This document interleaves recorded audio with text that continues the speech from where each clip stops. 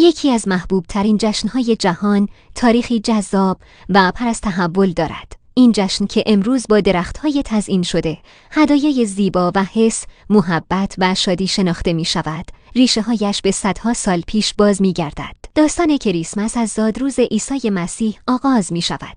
طبق باورهای مسیحی، عیسی در شب 25 دسامبر به دنیا آمد و این روز به عنوان نمادی از امید و نجات گرامی داشته شد. اما جالب است بدانید که تاریخ دقیق تولد او مشخص نیست. کلیسا در قرن 4 میلادی تصمیم گرفت 25 دسامبر را به عنوان روز رسمی جشن بگیرد که این انتخاب احتمالاً به دلیل همزمانی با جشن‌های زمستانی غیر مسیحی در امپراتوری روم بود، مثل ساتورنالیا که جشنی برای خدای زحل بود.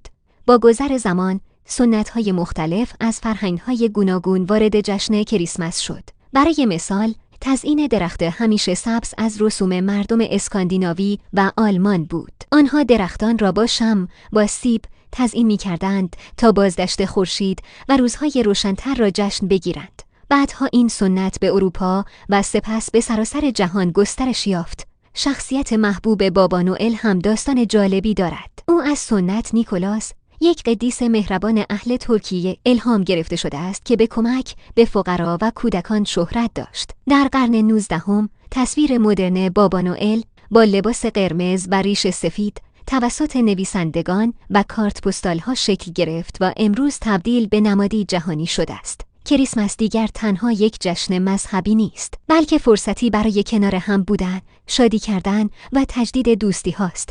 فرقی نمی کند کجا زندگی می کنید یا چه باوری دارید، کریسمس بهانه‌ای برای مهربانی بیشتر است.